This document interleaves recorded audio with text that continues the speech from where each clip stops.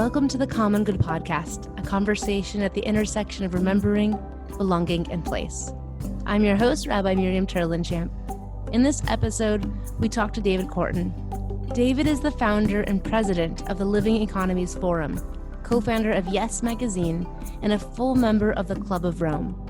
Because the context for this podcast is relationship, we asked Charles Holmes, David's friend and a gifted facilitator with the Common Good Collective, to interview David about well-being, economics, in this unique moment in history. I'm also very aware that the process here is not one of finding the guru. It is a collective process, and it has to be. I often say anybody that thinks they have the solution clearly does not understand the problem. The conversation starts with Charles reading a poem from a book entitled Embers, One Ojibwe's Meditations by Richard Wakamas. From our very first breath, we are in relationship. With that indrawn draft of air, we become joined to everything that ever was, is, and ever will be. When we exhale, we forge that relationship by virtue of the act of living. Our breath commingles with all breath, and we are a part of everything. That's the simple fact of things. We were born into a state of relationship, and our ceremonies and rituals are guides to lead us deeper into that relationship with all things. Big lesson. Relationships never end, they just change. In believing that lies the freedom to carry compassion, empathy, love, kindness, and respect into and through whatever changes. We are made more by that practice. Yet in so many ways, it feels like we've lost that. What fascinates me about that poem is it gets us into the deeper question of reality as we experience it, but also the deepest foundational understandings, which for many religious traditions, or at least the spiritual aspects of the religious traditions, is a sense of spiritual oneness. But it's also fascinating that within science, in the quantum physics, they talk about the 90% of what is dark energy, suggesting the whole of creation as we experience it is 2%. It's almost like the spirit has kind of carved off 2% of its being in an experience to express as creation as we know it, as the material world that is, in fact, continuously evolving toward ever greater complexity, beauty, awareness, and possibility. Now, at the deepest level, I think about that as, could it be that the spirit is on a quest to know itself and its actual possibilities through this experiment? That 2% that we experience now through science includes literally billions of star systems, massive, and yet it's such a small part of the total. And then you come down to we humans, which is a tiny, tiny piece of the whole of what we now, in a sense, grasp and experience. And yet we're also so different from anything else that we know within that. I mean, even among Earth species, we are distinctive as a species with the frontal lobes of our brain, the capacity to create stories, in a sense, create the realities of how we relate, and many of the realities of the world, create them out of our mind in a way that, as far as we know, no other species can even contemplate. And that, of course, then leads us into that deep question of why. What you described is the complete opposite of entropy.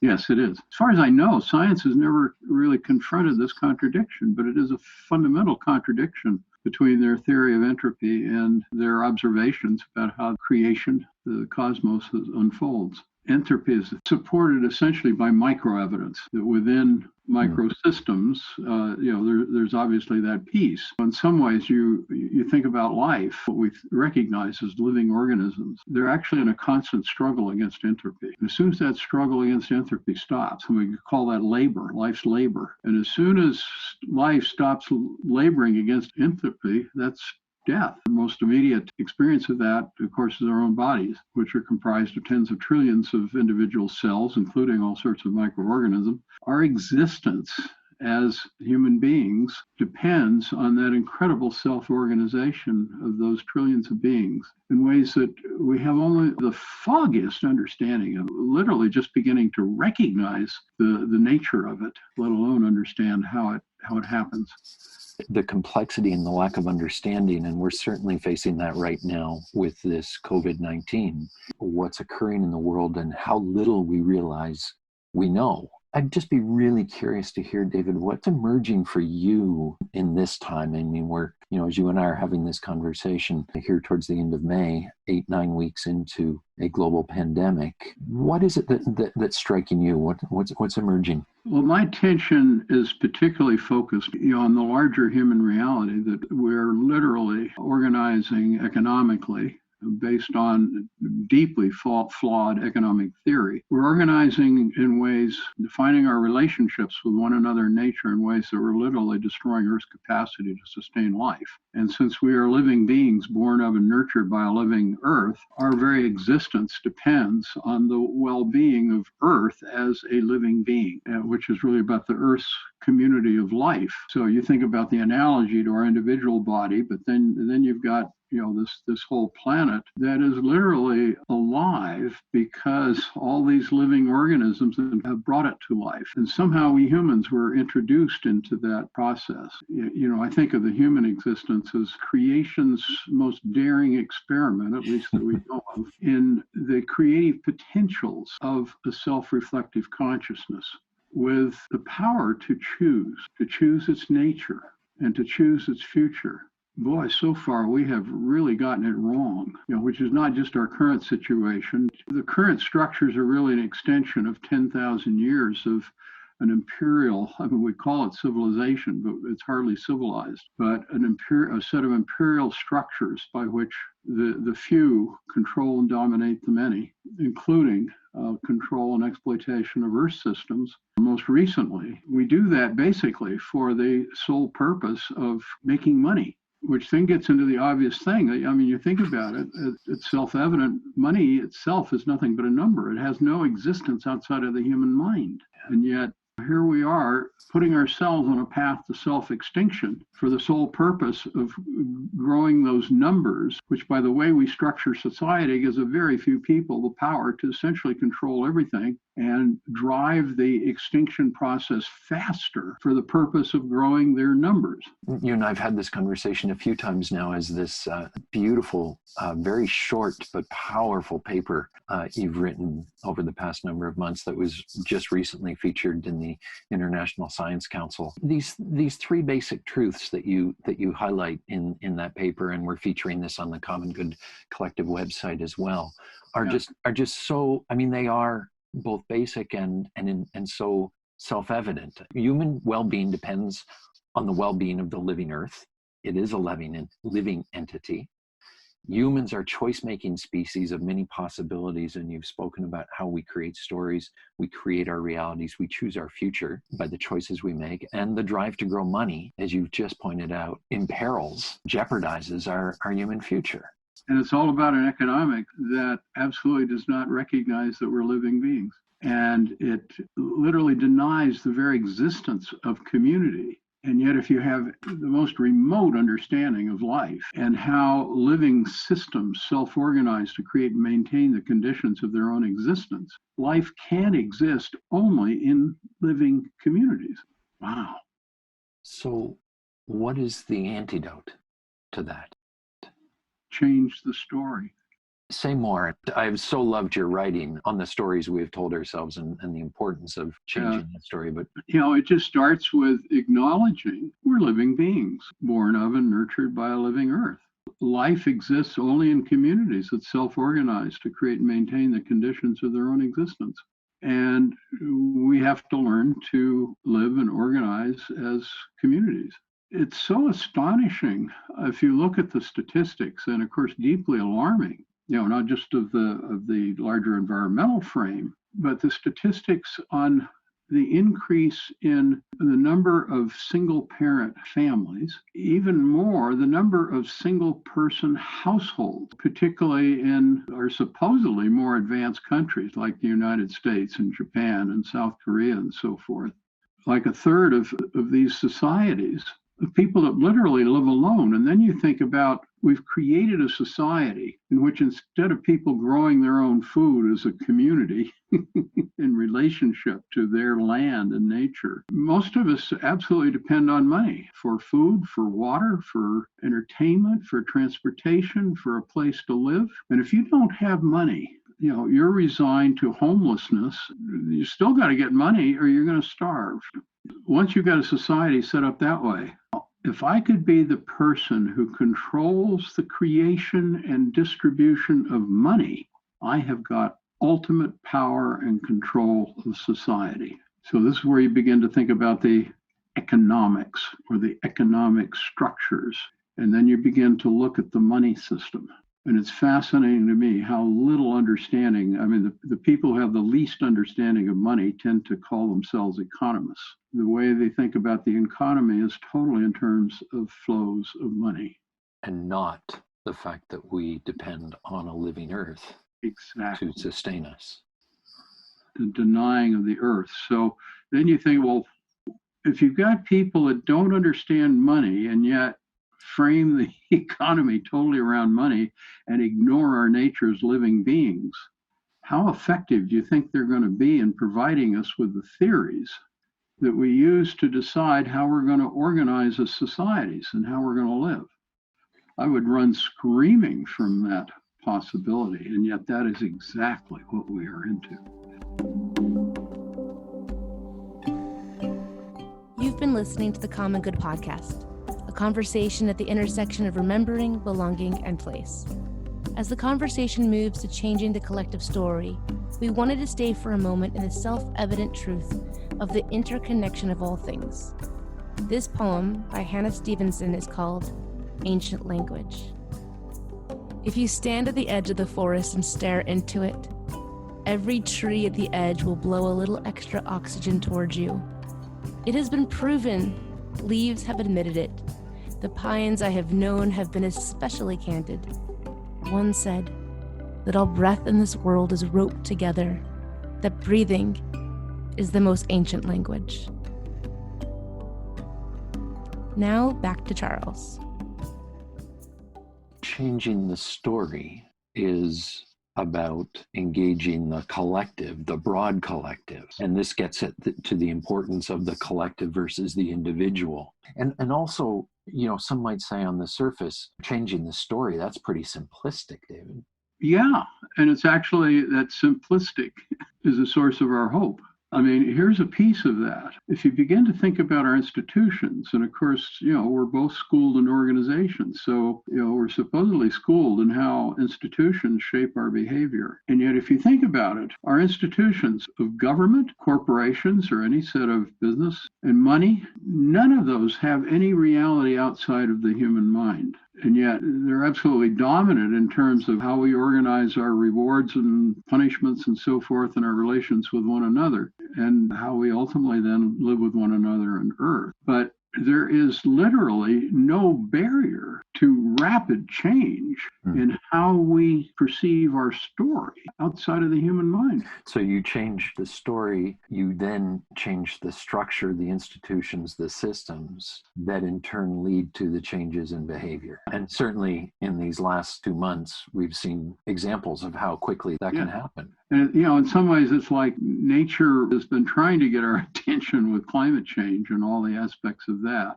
And somehow we didn't get it. Okay, now we'll try the virus, see if we can get those idiots' attention with the virus. I have no idea whether there's anything intentional with that, but it is what the system is doing. Do you have hope that we will learn from that? I have hope we'll learn from it. The thing that keeps me awake at night is the knowledge that while the story could change extremely quickly, we have so many of our institutions are wedded to the idea of don't change the story. But even beyond that, the power, of course, is also all concentrated in those institutions. The other part that keeps me awake is the knowledge that when many of these things started to come out back in the early 1970s, particularly around the Club of Rome's Limits to Growth, some of us were aware we didn't have a whole lot of time even then.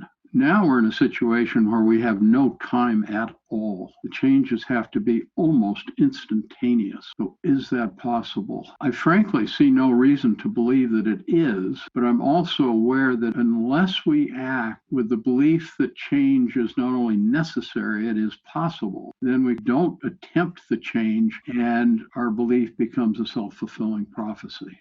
Whether we change or not, I'm going to act as if we can. And with whatever time remains to me, I'm going to do everything I can to advance that possibility.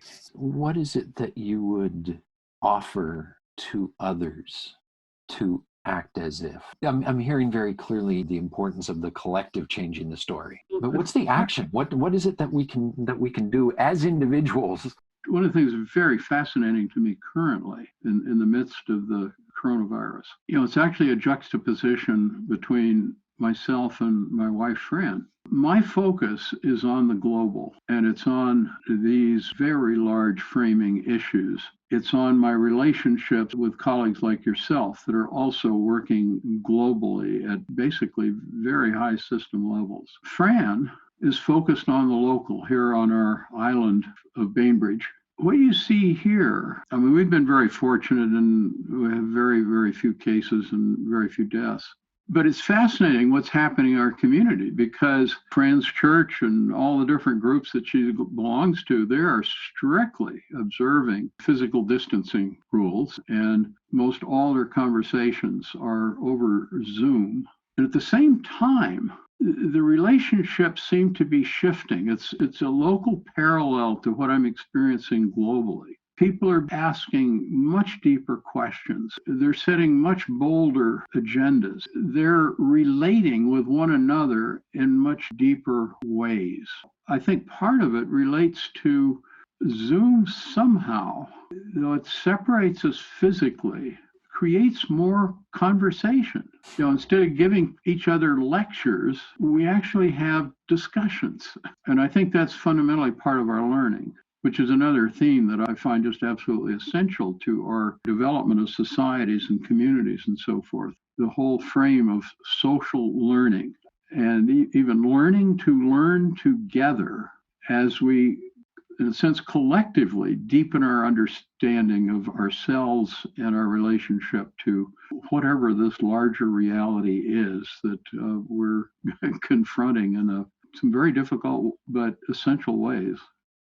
It's fascinating. Just as I'm listening to you, David, I'm drawn back to the poem where we started about relationship and the big lesson. Relationships never end; they just change. And the way you've described the deepening of relationship in the face of a situation where one might argue relationships are jeopardized. In fact, in many places, and certainly the way you described it for Fran and others, that's not the case. They've gone deeper. And, in fact, our relationships are always changing, but, and it's not just our relationships with other people, it is our relationships with Earth. Suddenly we realize, oh, we need food.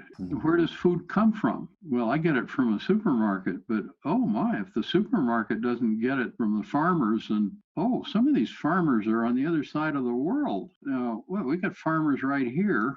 What's going on here with these supply chains? And part of the devastation that we face is life organizes cyclically, the regeneration of life. This is the simple thing that our food depends on the nutrients of the soil. In each locality, you need to have a cycle. Nutrients need to get back into the soil in a way that is consistent with the needs of life's regenerative systems. We organize the global economy as a linear one-way system that absolutely upsets these most fundamental of relationships. Hopefully this is an educational moment to really wake up. And this is why local economies are absolutely essential. At the same time, I get a little concerned when people talk almost ideologically about localism, kind of like the frame local. We need local systems within a global framework, a framework of global cooperation, where we're meeting our material needs within the limits of our local living systems. At the same time, we are sharing globally our learning and our knowledge of the beneficial technologies that help us live better, living better in a well-being sense, in a way that also is consistent with the well-being of Earth. Having lived for 15 years in Asia, I initially was very aware that in most of the Asian cultures, there's a very different sense of the individual. Individuals identified a whole lot less as individuals and a whole lot more as members of their community or their culture, their society. Didn't always lead to peaceful relationships, but just that recognition captured in the South African concept of Ubuntu. I am because you are. Put that in a larger sense, that is so foundational. And the fact of the international experience that Fran and I shared, where through our lifetimes we've been immersed in so many different cultures that are so dramatically different and lead to different ways of relating and organizing, which is part of the source of my recognition of our human possibilities.